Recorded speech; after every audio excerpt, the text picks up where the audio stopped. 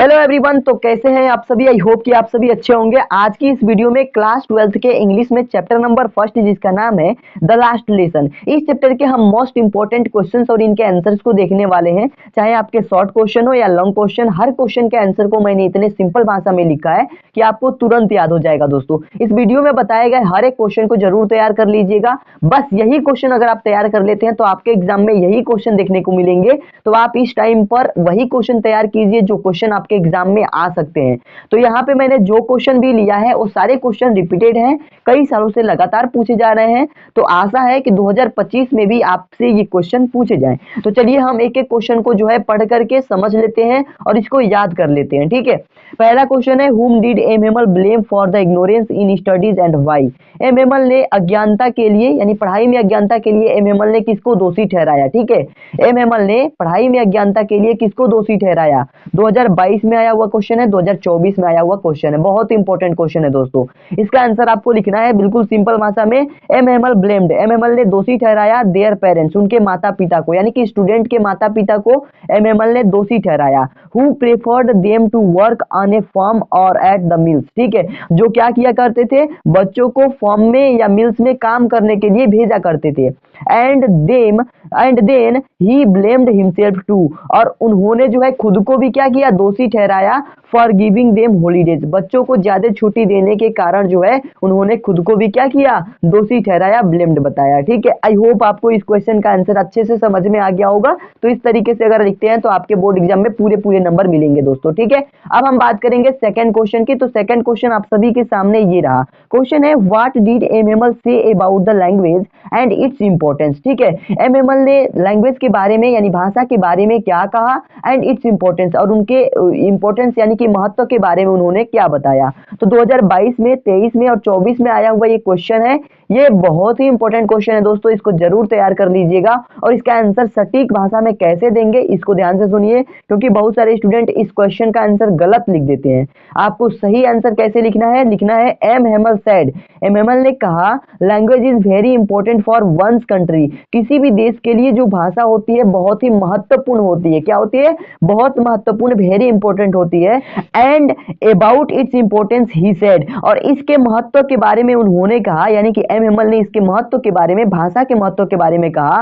When A people are इंसेल्व्ड, जब एक people को कैद कर लिया जाता है किसी जेल में, या फिर किसी व्यक्ति को अगर मान लीजिए गुलाम बना लिया जाता है, as long as they hold fast to their language, जब तक वो अपनी भाषा को कायम रखता है, भाषा को बढ़ाता रहता है, भाषा को बढ़ावा देता है, it is as if they had the key to their prison, तब तक वो क्या करता है, अपने कैद खाने की चाबी अपने पास रखता है। कहने का मतलब ये है कि जब भी कोई व्यक्ति को कैद किया जाता है तो उस कैद खाने की जो चाबी होती है, उसकी भाषा होती है, अगर वो अपनी भाषा को जानता है, मातृभाषा का ज्ञान है उसको, तो उस कैद खाने की चाबी उसके पास होती है। कहने का मतलब ये है। आई होप आपको इस क्वेश्चन का आंसर भी समझ में आ गया होगा। अब हम बात करेंगे नेक्स्ट क्वेश्चन की। तो नेक्स्ट क्वेश्चन क्या है हमारे पास दोस्तों, ध्यान से देखेंगे कि नेक्स्ट क्वेश्चन है what did M Hamel say about the French language. अब देखिए दोस्तों, बहुत सारे स्टूडेंट क्या करते हैं कि इस क्वेश्चन की जगह पे इस क्वेश्चन के आंसर को चिपका देते हैं। ऐसा आपको नहीं करना है। इस क्वेश्चन का आंसर यहीं पे लिखना है और इस क्वेश्चन का आंसर ये होगा, आपको याद कर लेना है। ठीक है,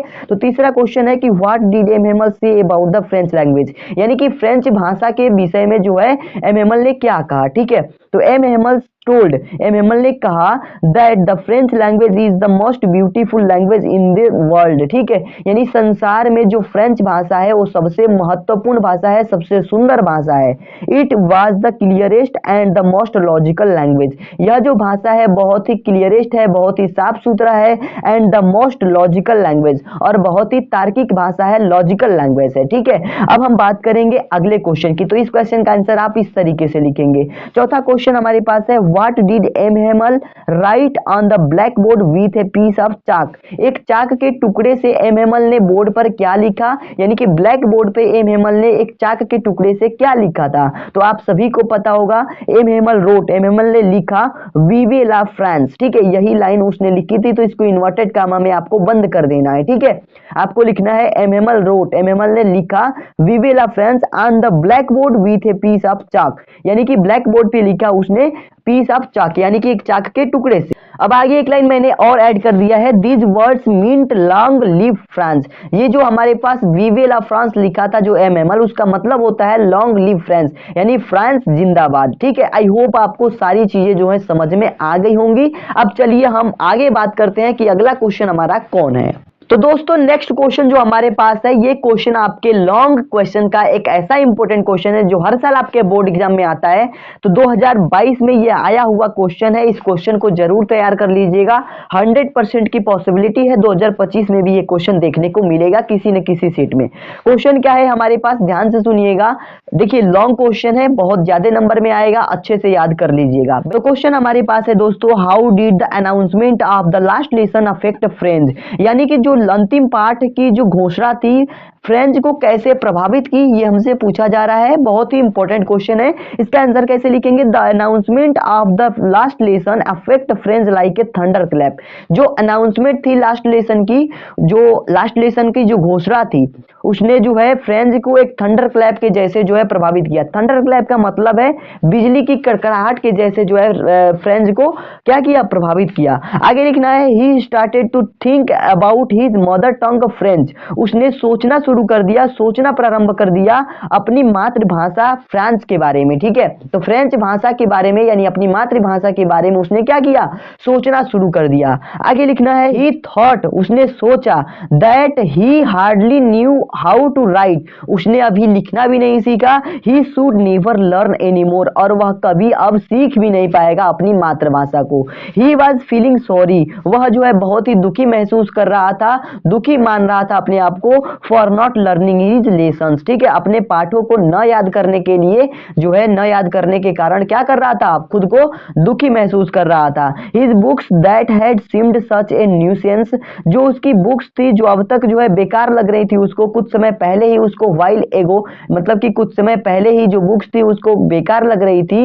विच were so heavy to carry, जिसे ढोने के लिए बहुत ही मुश्किल होना पड़ रहा था, जिसे ढोने में बहुत ही उसे मुश्किल के सामना करना पड़ रहा था। और किताबें कौन कौन थी, his grammar and his history of saints, और उसकी व्याकरण की किताबें, saints of history, history of saints यानी कि महात्माओं के इतिहास की जो किताबें थी, were failed old friends by him, अब उसे पुराने दोस्त के जैसे लग रही थी। ठीक है, आगे लिखना है, the idea that his master was going away, उसने सोचा कि उसके मास्टर अब उस चले जाएंगे।